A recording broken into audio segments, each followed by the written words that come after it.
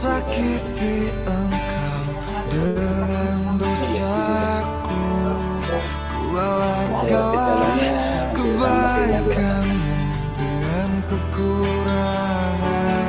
Tiada pernah ku menyadari semuanya, bahwa nafas yang ku hirup adalah kuasamu.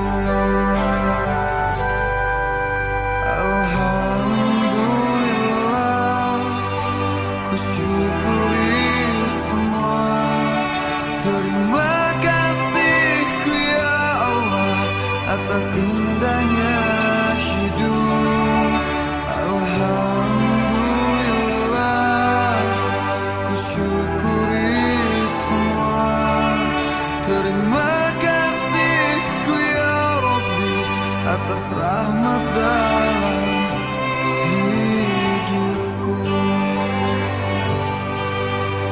Selalu ku tinggalkan engkau dengan hilafku, ku balas segala kemurahanmu dengan keburukan. Tiada pernah ku menyadari semuanya, bahwa nafas yang ku hirup adalah kuasamu. Alhamdulillah, ku syukuri semua. Terima kasihku ya Allah atas indahnya hidup.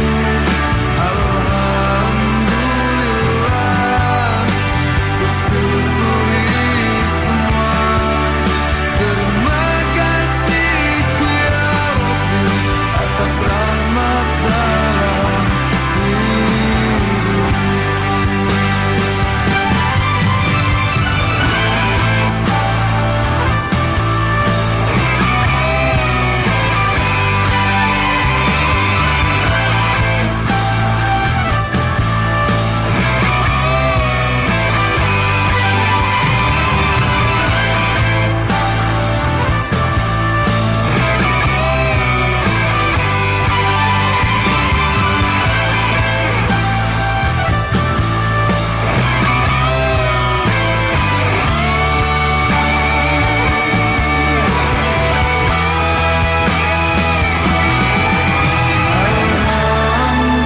Alhamdulillah, ku syukuri semua. Terima kasihku ya Allah atas indahnya hidup.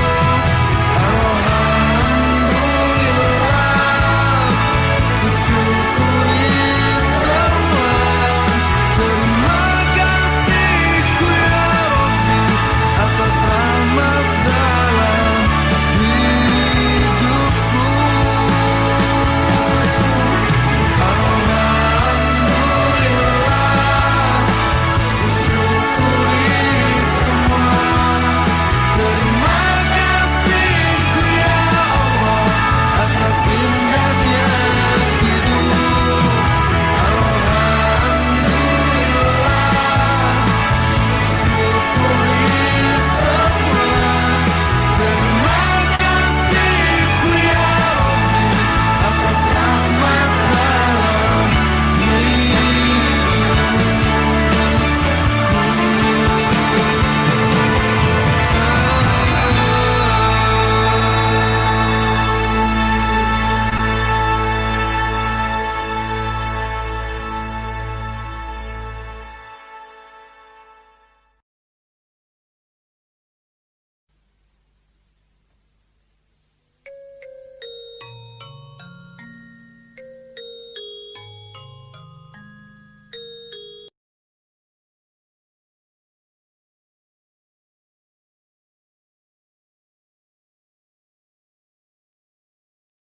Baik, Assalamualaikum warahmatullahi wabarakatuh. Selamat siang dan salam sejahtera bagi kita semua. Selamat datang pada acara webinar edisi Ramadan yang ketiga yang diselenggarakan oleh Continuing Medical Education atau CME Fakultas Kedokteran Universitas Indonesia. Perkenalkan, nama saya Maulana Fikri Saifuddin selaku MC yang akan memandu jalannya acara hari ini. Puji syukur kita panjatkan kepada Allah Subhanahu wa taala atas terselenggaranya webinar CME FKUI dengan tema Habis Lebaran Masuk IGD, Tips Menjaga Kolesterol dan Darah Tinggi di Hari Raya. Lebaran identik dengan hidangan lezat, tetapi seringkali berdampak pada kesehatan, seperti lonjakan kolesterol dan tekanan darah tinggi. Melalui webinar ini, kita akan mendapatkan wawasan dari ahli untuk menjaga kesehatan setelah Lebaran agar tetap bugar dan terhindar dari risiko masuk IGD. Baik, mari kita mulai acara hari ini dengan berdoa menurut agama dan kepercayaan masing-masing. Berdoa dipersilahkan.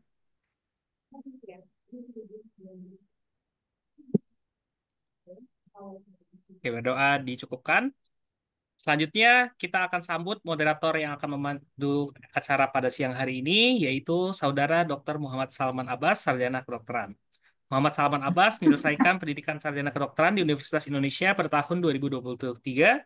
Kemudian, Saudara Abbas melanjutkan pendidikan profesi dokter umum di Fakultas Kedokteran Universitas Indonesia. Saat ini, beliau menjadi asisten manajer pendidikan dan juga kemahasiswaan, spesialis dan subspesialis dari instruktur dari Basic Life Support Training dari Imanicare. Dan tanpa berlama-lama lagi, mari kita sambut bersama Muhammad Salman Abbas sebagai moderator pada acara siang hari ini. Oke, Assalamualaikum, selamat siang. Salam. Assalamualaikum. Waalaikumsalam. Oke, selamat siang semuanya para peserta. Assalamualaikum warahmatullahi wabarakatuh. Salam. Terima kasih buat teman-teman dari CMFKUI yang sudah saya sebagai moderator. Di sini kita sudah kehadiran juga pembicara kita pada siang hari ini. Ada Prof. M. Yunir. Selamat siang, Prof. Selamat siang. Selamat Apa siang kabar, semua. Prof? Assalamualaikum. Baik. Sorry. Ya. Alhamdulillah baik ya, Prof. Kabarnya, Prof? Alhamdulillah. Oke, baik. Jadi sebelum kita memulai pada pemaparan materi, yang akan bacakan terlebih dahulu mengenai kurikulum vitae dari Prof. Dr. M. Yunir, spesialis penyakit dalam, konsultan metabolik endokrin dan diabetes. Beliau menyelesaikan pendidikan mulai dari pendidikan kedokteran, spesialis ilmu penyakit dalam, spesialis metabolik dan endokrin, dan program doktornya di Universitas Indonesia. Saat ini beliau menjabat sebagai manajer pendidikan dan kemahasiswaan program dokter spesialis dan subspesialis FKUI, serta memiliki berbagai macam pengalaman, yaitu sebagai ketua divisi metabolik diabetes, ketua cabang Perkeni cabang Jakarta, sekretaris umum PB Perkeni, dan juga turut aktif dalam pelayanan kesehatan serta penelitian di bidang metabolik endokrin dan diabetes. Tanpa berlama-lama lagi, mari kita sambut Prof. Silakan Prof. Jika ingin dimulai pemaparan materinya. Baik. Baik. Terima kasih Dokter Salman dan Dokter Maulana yang sudah membuat jadwal atau membuat kegiatan seperti ini yang semoga bisa bermanfaat. Jadi hari ini saya mendapat tugas untuk menjelaskan apa yang apa ya, mitigasi ya, apa yang kita akan hadapi pada waktu menjelang Lebaran usai. Jadi setelah Ramadan selesai kita akan masuk ke kondisi Lebaran, di mana setelah Lebaran pasti ada sesuatu yang perlu kita perhatikan agar kita terhindar dari beberapa hal yang mungkin menjadi hal yang tidak kita inginkan. Baik, Dokter Saman, saya akan menyampaikan topik ini ya, tadi sudah dibahas sedikit tentang apa yang akan terjadi kalau kita tidak menjaga pola makan, aktivitas setelah Lebaran seperti ini. Oke, slide berikutnya. Ya, jadi kita sudah berpuasa selama 30 hari, tentu banyak hal-hal yang terjadi yang berubah akibat dari perubahan pola makan dan pola aktivitas fisik yang kita lakukan secara konsisten selama 1 bulan. Antara lain beberapa data yang sudah kita ketahui terjadi penurunan berat badan, ya, massa lemak di tubuh kita juga berkurang, kadar kolesterol, tekanan darah itu juga menjadi lebih baik ya, dengan kadar gula darah juga ikut menjadi lebih baik karena banyak hal-hal yang berubah selama menjalani puasa Ramadan 30 hari. Ya, dengan demikian kita berharap bahwa perbaikan ini tetap dapat kita pertahankan selama masa Lebaran atau setelah Lebaran. Baik, silakan slide berikut. Nah, jadi apa yang akan kita hadapi ya. Jadi kita tahu negara kita dengan apa ya dengan kuliner yang sangat beragam dengan berbagai macam variasi kuliner yang sangat menyenangkan dan menggoda rasa. Jadi artinya di hadapan kita akan terpampang beberapa hal yang akan menjadi apa ya menjadi mungkin akan menjadi bahaya kalau kita tidak mengantisipasi atau kita tidak memitigasi apa yang sebaiknya kita lakukan pada saat-saat menghadapi hal seperti ini. Ya tentu kita menghadapi sesuatu yang menyenangkan ya kita bukan berarti tidak boleh sama sekali tapi mesti diperhitungkan ada beberapa kelebihan-kelebihan atau kekurangan yang mesti menjadi pertimbangan kita semua. Slide. Ya, jadi kalau kita kembali ke kebiasaan ya, kita kan punya tradisi ya di berbagai daerah di seluruh Indonesia.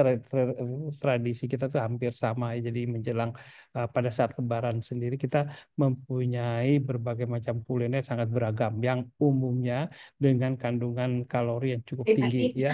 Ini contoh makanan yang biasa. Ini ada yang bocor, Dokter Maulana.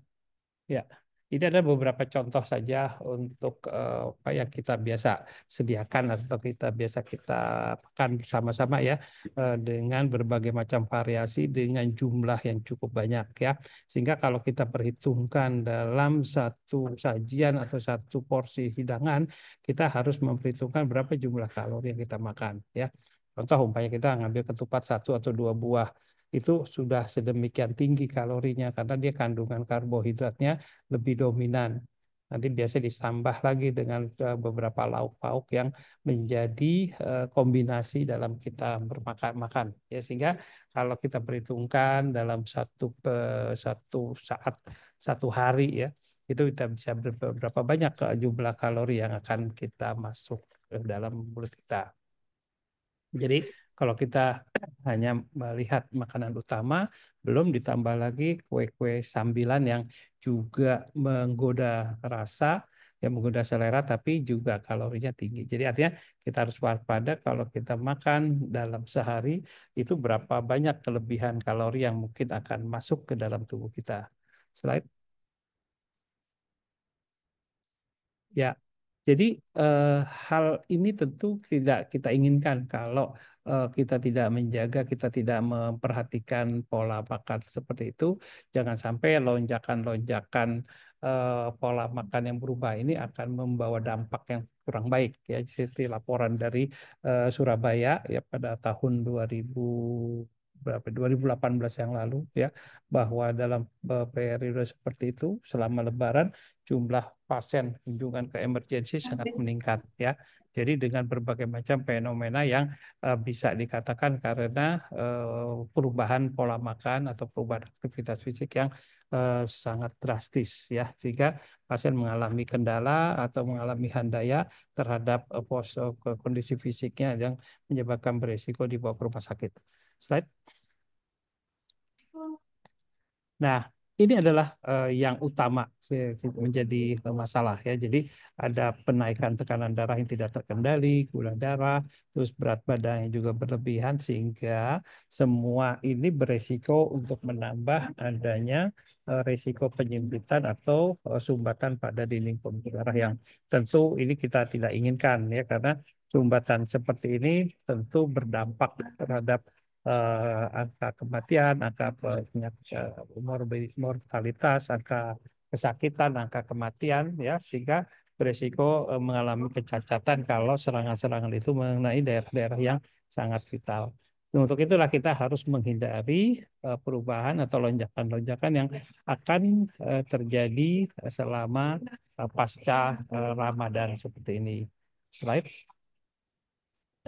Nah, ini adalah gambaran saya sekilas ya, nggak usah dihafalin. bahwa kalau kita faktor makanan masuk lebih banyak yang biasa kita butuhkan, itu akan berubahlah di dalam tubuh kita dipecah menjadi sejumlah lemak, ya yang namanya kita bilang asam lemak yang kemudian akan Mari, beredar ke silakan. dalam seluruh sistem kita, kemudian akan mengganggu fungsi sel beta pankreas, mengganggu penyerapan pada sel-sel otot, mengganggu hati, ya, mengganggu ke ginjal dan sebagainya. Sehingga kalau kita tidak waspada, kita akan mendapatkan gambaran diabetes tipe 2 yang menjadi lebih buruk, ada kolesterol yang juga makin buruk, ada kegemukan dan hipertensi yang menjadi tidak terkontrol. Ini adalah pola yang akan dihadapi kalau kita tidak mengurangi atau menjaga pola masukan atau makanan yang kita makan sehari-hari. Slide.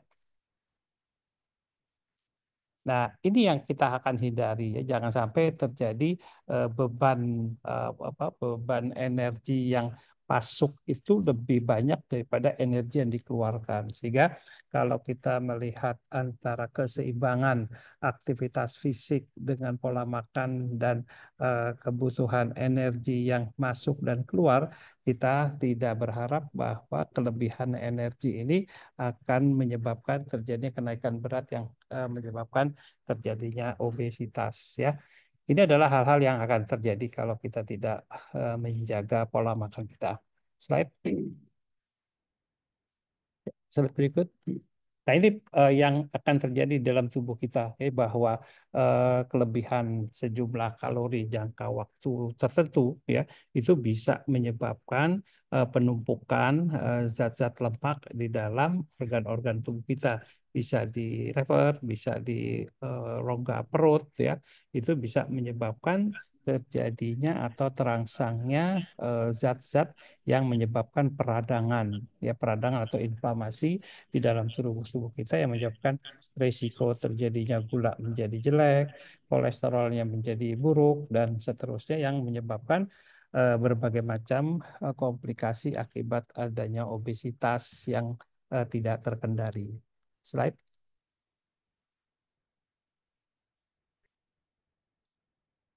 Ya, ini contoh saja untuk menjelaskan bagaimana pengaruh dari pankreas yang memproduksi insulin untuk mengolah makanan. Ya, pada orang dengan diabetes biasanya sel pankreas ini mempunyai kelemahan atau kekurangan untuk merespon kenaikan kadar gula darah. Ya, jadi pada kondisi masuknya makanan sejumlah tertentu, nanti si pankreas ini akan menghasilkan sejumlah insulin juga dalam porsi yang sesuai.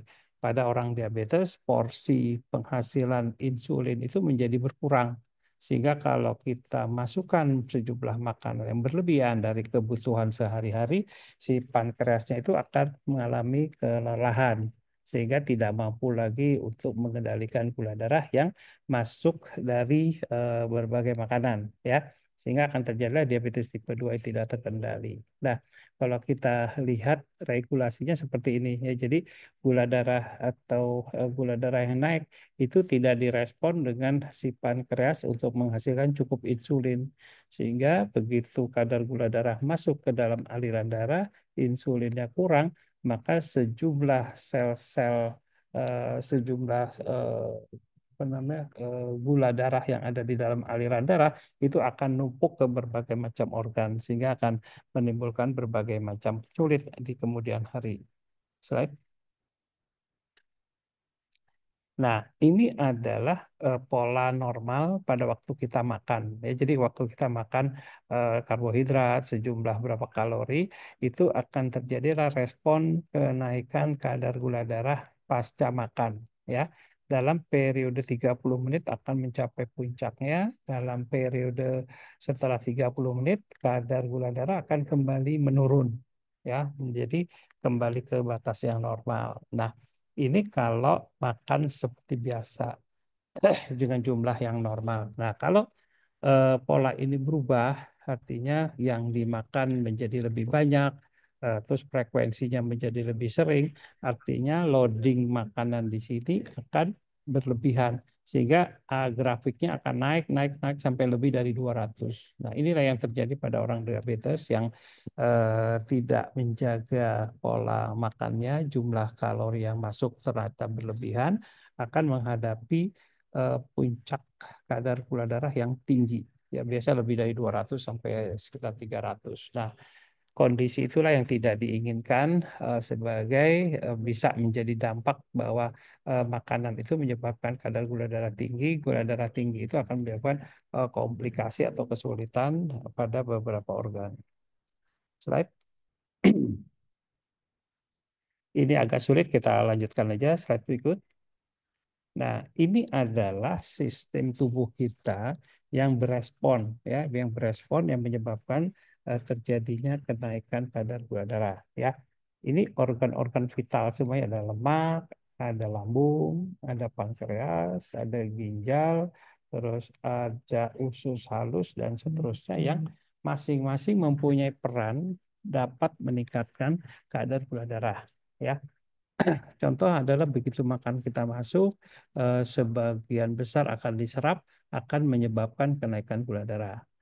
Nah, kadar gula darah yang sudah mulai naik biasanya direspon oleh sel pankreas untuk menghasilkan insulin. Tetapi ternyata beta pankreas itu mempunyai kelemahan, tidak mampu merespon kenaikan gula darah yang berlebihan. Sehingga dengan kondisi seperti ini, sel beta pankreas menjadi lemah, kekurangan penghasilan untuk menjadi insulin. Ya. Nah, di sisi lain ada kerusakan pada sistem sel-sel lemak kita dan otot yang menyebabkan gula itu tidak bisa diserap, ya. Di hati terjadi peningkatan gula darah akibat pemecahan lemak yang ada di dalam hati, ya.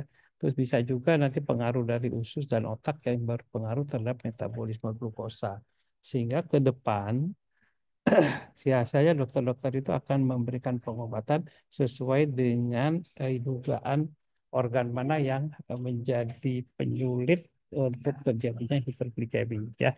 Nanti ada obat yang bekerjanya di lambung, ada yang bekerjanya di otot, ada yang bekerjanya di hati, ada di pankreas. Ya, tergantung dari dokter itu menilai atau menganalisa kekurangan atau gangguan apa yang terjadi pada pasiennya.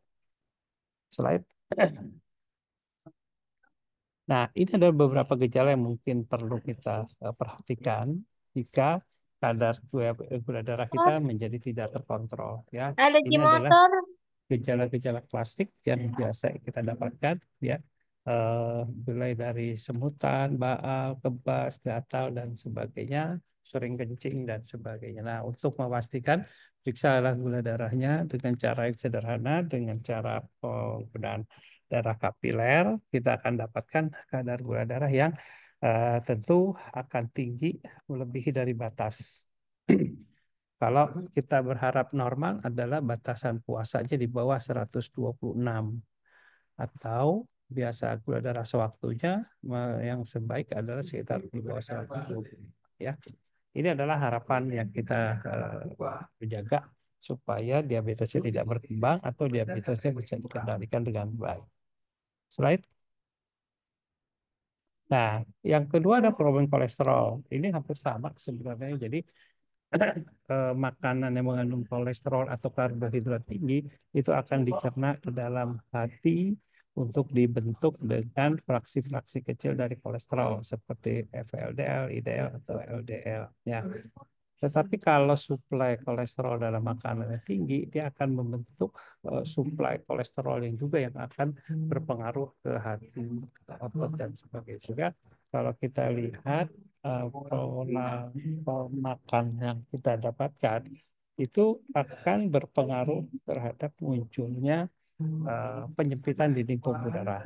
Ya, jangka panjang tentu akan terjadi hal-hal yang tidak kita inginkan. Slide. Nah, yang ketiga kolesterol. Tadi makanan yang masuk itu akan dipecah menjadi kolesterol yang larut dalam air. Dia akan nyangkut di dinding pembuluh darah. Ya, jadi pembuluh darahnya dari diameter yang umpamanya tadi 100% bisa aja dia menurun menjadi tinggal 50% atau 40%. Dan itu tentu membawa konsekuensi yang tidak menyenangkan pada kehidupan seorang pasien. Ya, slide.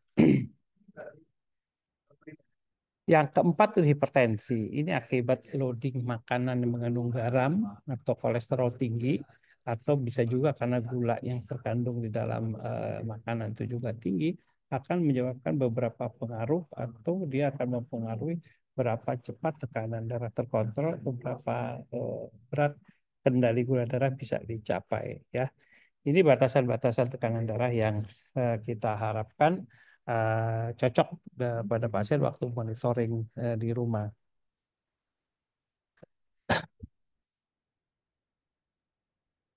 Slide selanjutnya. Ini masalah hipertensi ya. Jadi secara hormonal itu banyak hormon-hormon yang mempengaruhi terjadinya kenaikan tekanan darah tinggi ya. Hormon-hormon ini dikeluarkan oleh ginjal ya, sehingga akan terjadilah retensi cairan atau retensi natrium atau memperbaiki kontraktilitas atau kontrol jantung, sehingga obat-obat standar yang diberikan untuk penyakit jantung dan pembuluh darah sebenarnya sudah cukup memadai untuk mencegah jangan sampai terjadi serangan jantung di kemudian hari ya. Namun sayangnya pengobatan ini sering tidak dipatuhi oleh pasien ya. Sebulan 2 bulan begitu sudah tidak ada keluhan, biasanya obat-obat dihentikan oleh pasien sendiri. Slide berikut.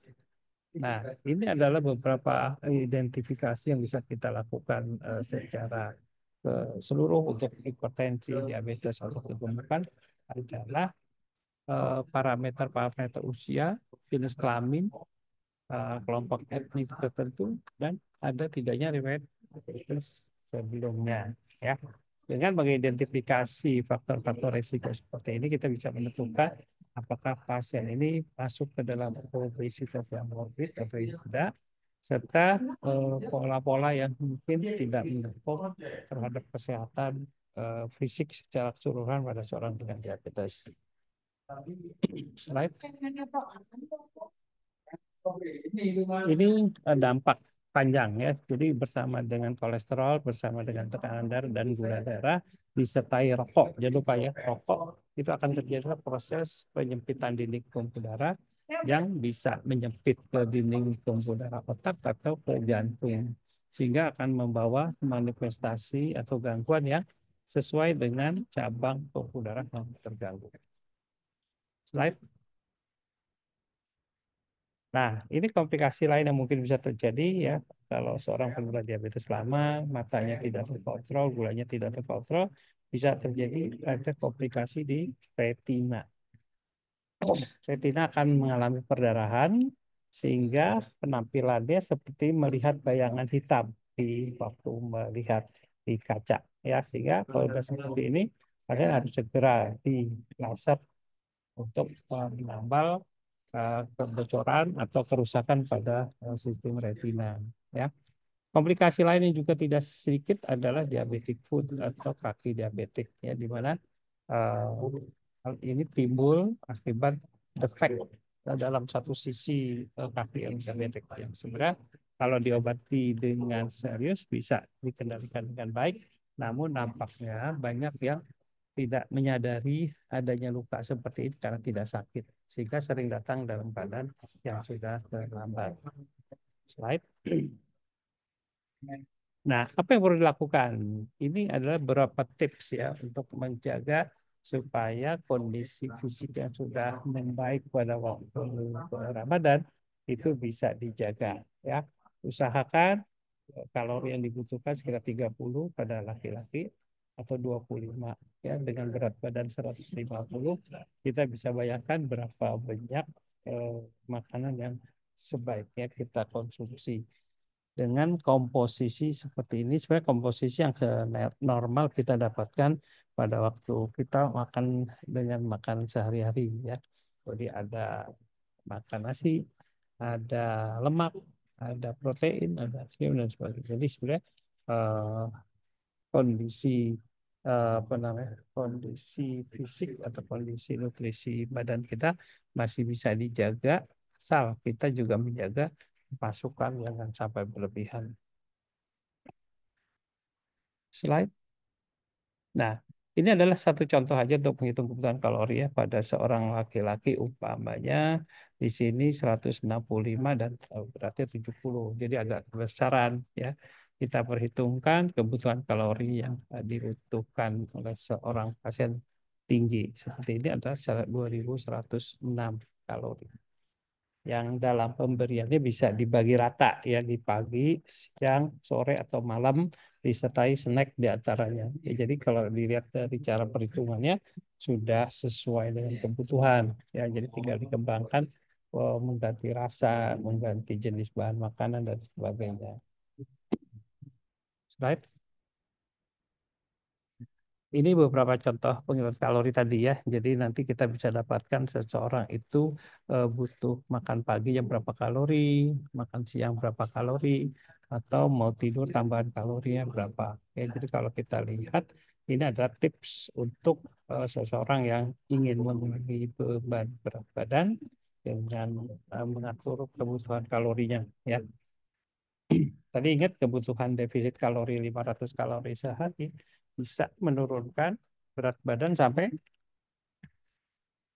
2 kilo ya. Jadi sangat besar pengaruhnya dengan pengaturan makan yang benar kita bisa mendapatkan hasil kondisi fisik yang lebih baik. Slide berikut. Nah, ini tips untuk menjaga berat badan. Jadi selain mengatur pola makan juga lakukan aktivitas fisik yang teratur. Ya, jadi usahakan atau manfaatkan sarana dan prasarana yang ada di sekitar rumah. Tidak usah terlalu membeli khusus alat-alat yang kita rasa mungkin masih terlalu mahal ya. Jadi dengan contoh seperti ini kita dapat melakukan latihan fisik atau olahraga untuk menjaga kebugaran dan untuk menjaga berat badan. Slide berikut. Ya, ini beberapa contoh aja aktivitas fisik atau olahraga yang diperhitungkan dengan kalorinya ya. Contohnya kalau Anda cuma tidurannya kerjanya ya kalori yang keluar per jam itu cuma 60. Tapi kalau Anda di sini ada dancing, ada basket, itu bisa mengeluarkan 600 kalori dalam periode tertentu. Nah, jadi dengan menghitung gambaran seperti ini kita bisa mengkombinasi berapa olahraganya yang perlu dikerjakan, tetapi makanannya juga tetap harus diberikan dengan perhitungan yang pas. Slide. Nah, ini setelah minum obat, olahraga, ngatur makan, tetap dikonsumsi obat-obat yang sudah diberikan, ya. Dalam follow-up-nya, kalau gula darah cenderung rendah dengan pengukuran sendiri, bisa jadi di dalam pelaksanaan diabetesnya insulinnya bisa kita kurangi, ya. Jadi kita kurangi atau kita hilangkan eh, selama tanpa insulin gulanya terkontrol baik, ya kita nggak akan utik-utik untuk pengendalian gula darahnya. Slide.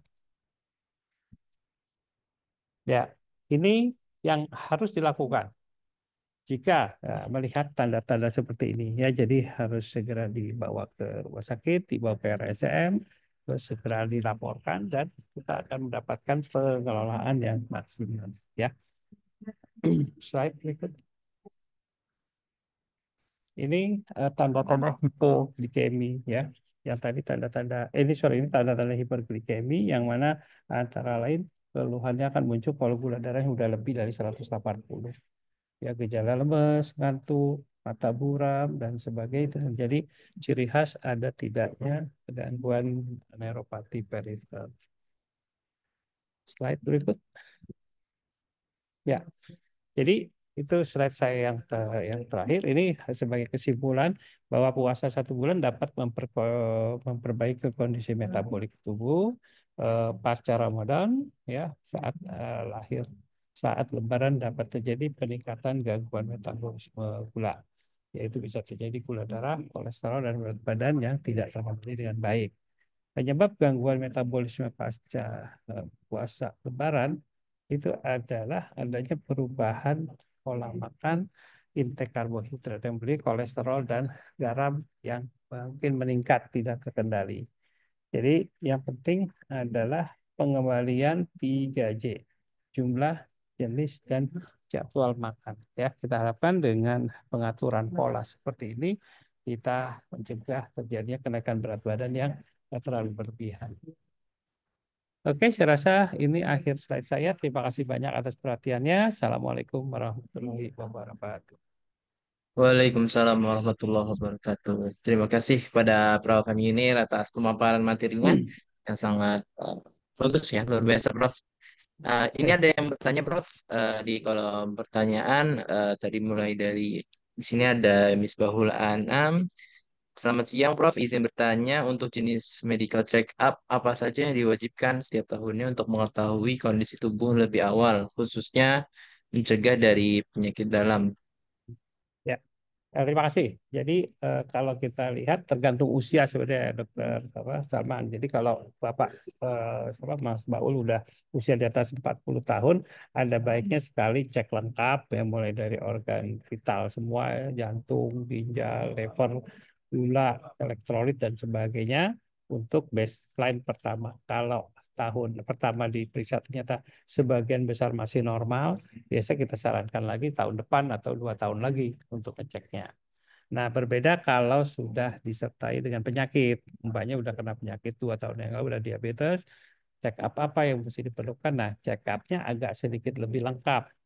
Karena kita harus memperhitungkan bahwa diabetes itu bisa kena nanti ke mata, bisa ke ginjal, ke lever, jantung, dan sebagainya. Sehingga pada waktu pertama kali ini pun kita agak lebih lengkap screeningnya.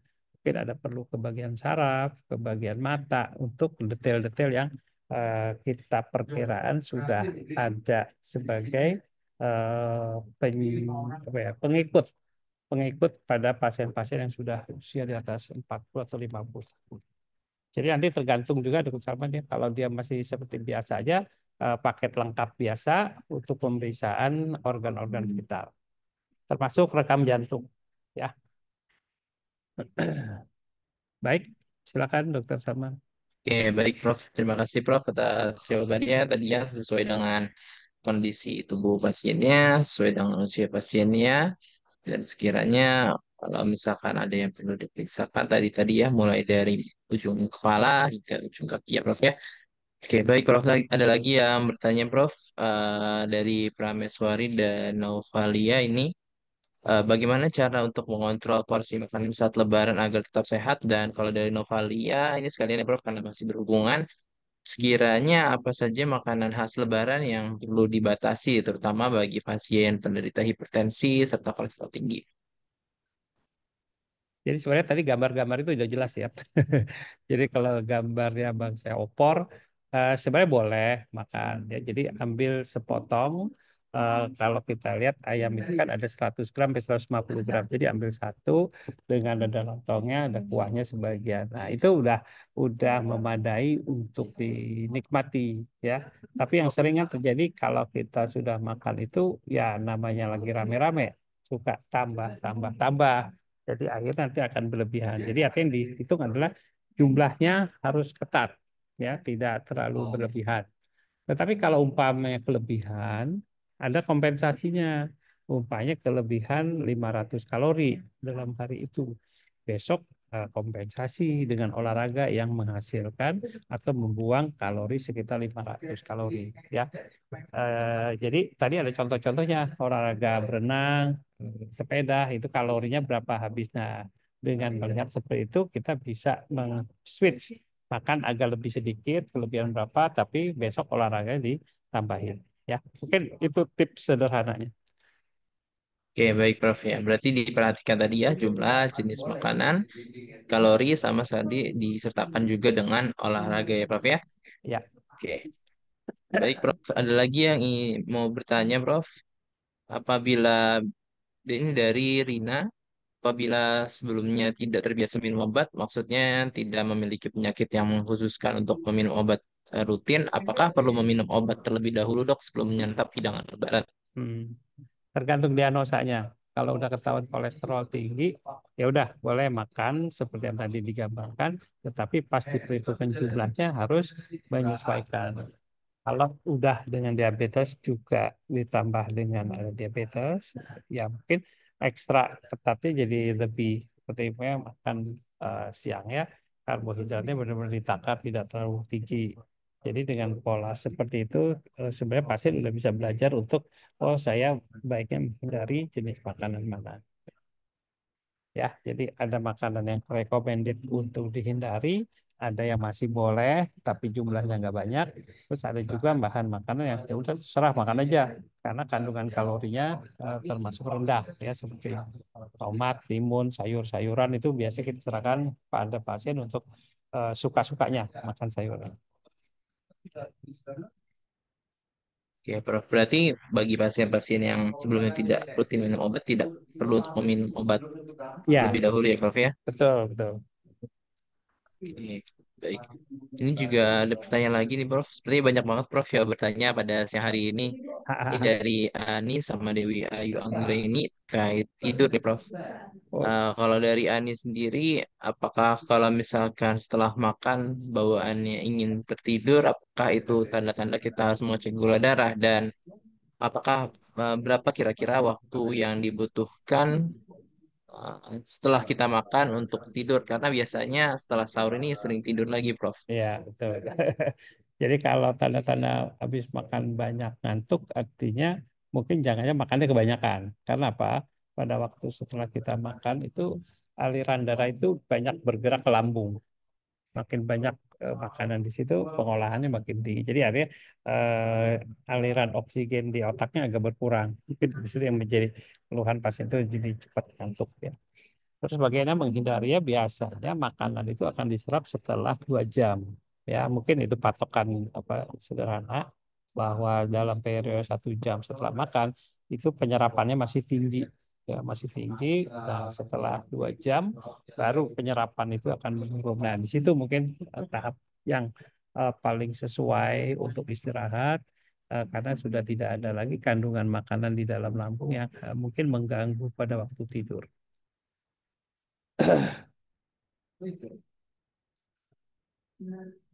Oke, baik. Setelah 2 jam. Oke, berarti kurang lebih tadi setelah 2 jam ya, Prof ya, setelah makan, lalu biar dicerna terlebih dahulu, baru kira-kira baru tidur ya, Prof ya. Ya, betul. Ada pertanyaan lagi, Prof, dari Fani Saerang. Izin tanya, Prof, umur saya 38 tahun. Pada tahun lalu saya cek kolesterol 220 dan awal tahun ini cek kolesterol masih di 220.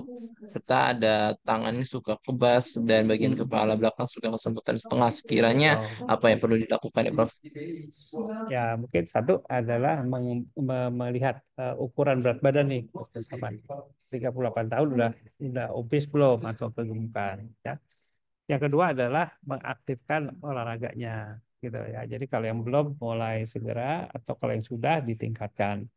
Nah, cuman ini pemberian kolesterol total ya dalam pengobatan kita lebih menekankan namanya kolesterol LDL sama triglyceride. Ya, jadi kalau di sini eh, ada peningkatan kadar kolesterol yang tinggi, kita boleh kasih namanya statin. Ya, statin bisa dosis 10, 20 atau bisa 40 tergantung dari kondisi fisik dari yang bersangkutan. Nah, cuman mungkin perlu ditambahkan lagi Dokter Salman ini kan kolesterol total ya. Jadi ada profil lipid namanya. Jadi ada LDL-nya, ada trigliseridnya, dan ada kolesterol total serta HDL. Nanti akan dikombinasi obat mana yang paling cocok untuk mengatasi satu atau dua komponen kolesterol yang terikot tinggi tadi. Baik, Prof. Berarti memang tidak hanya berhenti cek kolesterol total ya, Prof ya, masih perlu Ya, dilakukan pengecekan lebih lanjut lagi terkait profil lemaknya ya, profil lipidnya tadi, HDL-nya, LDL-nya dan lain-lain untuk dilakukan tata laksana lebih lanjut ya, Prof ya. ya. Oke, baik, Prof. Ada lagi dari Ami Syahrir, Prof. Misalkan sudah terdeteksi hipoglikemi, apakah ada solusi lain selain mengonsumsi obat-obat dan misalkan tindakan seperti herbal atau tindakan lainnya yang bisa disarankan ke peserta? Ini terdeteksi hipoglikemi apa hiper? Kalau dipercaya di hipoglikemia, Ya, mungkin maksudnya di maksudnya hiperglikemi hiper kali ya, ya, ya. Prof. Jadi kalau sudah mengalami kondisi hiper yang lebih dari 126, solusinya ya paling tidak atur makan, olahraga, dan baru obat gitu.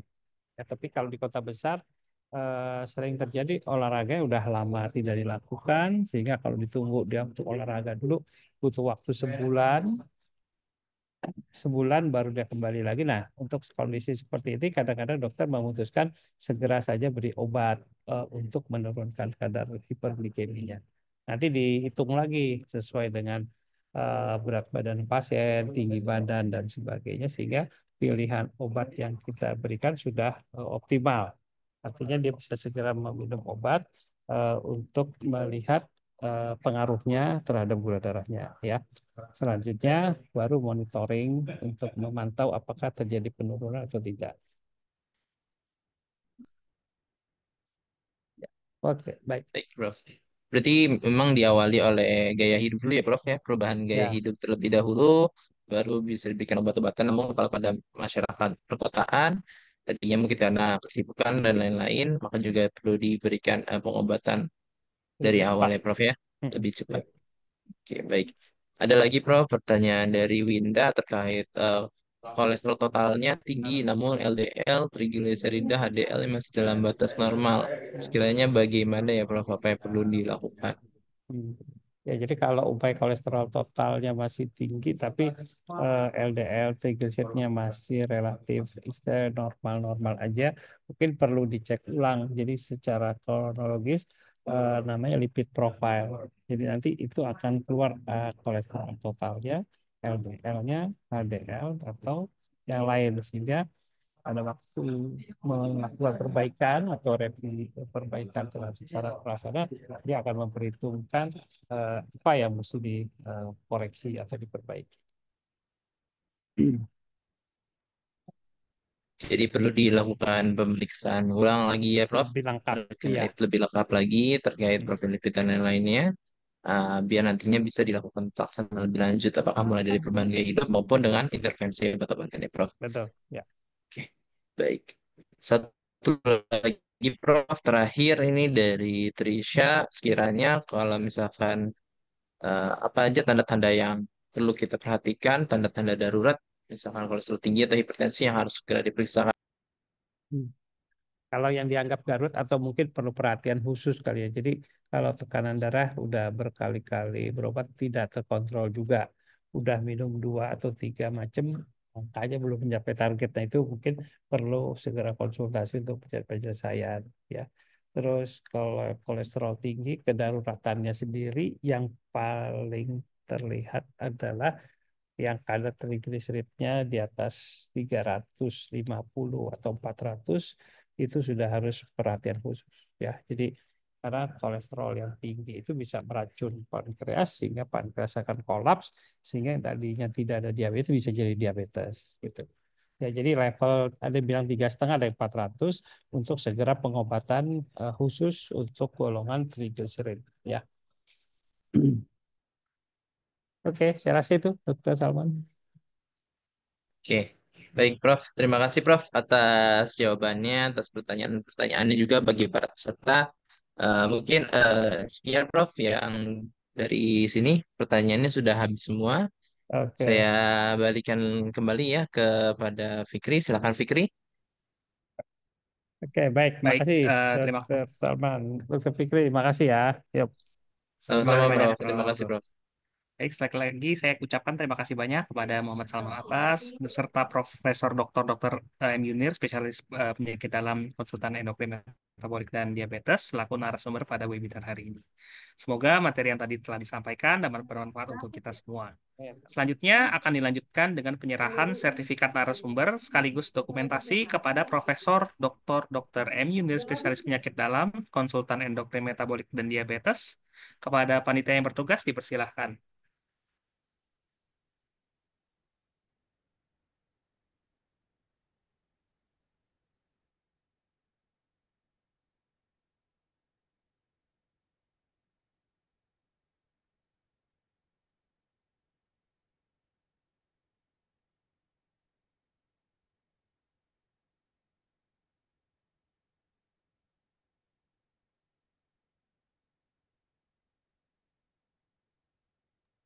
Ya, baik. Eh Mungkin ada sedikit kendala teknis ya dari panitia untuk terkait share screen-nya. Nanti akan kita berikan Prof melalui Aspennya untuk Oh ya, sertifikatnya. siap. Ya, ya. Baik, selanjutnya selanjutnya terima kasih saya sampaikan juga kepada para peserta dan juga kepada para panitia yang telah antusias terkait acara kegiatan pada seminar webinar Ramadan series ketiga yang merupakan series terakhir juga nih dalam rangkaian webinar Ramadan yang diselenggarakan oleh CMF KUI.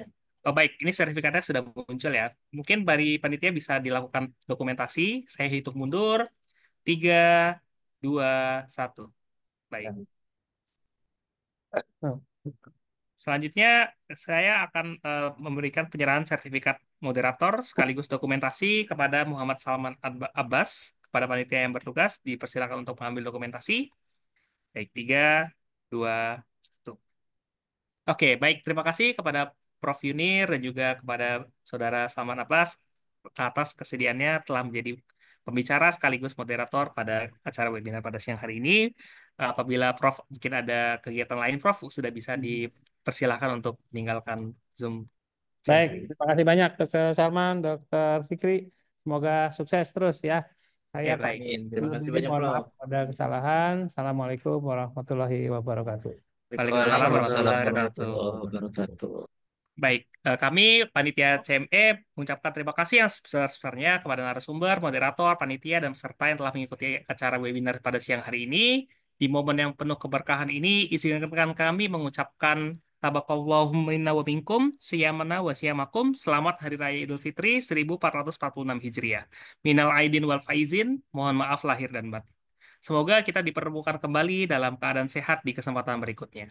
Saya Maulana Fikri selaku MC acara siang hari ini mewakili segenap panitia CME yang bertugas mengucapkan terima kasih banyak dan pamit undur diri.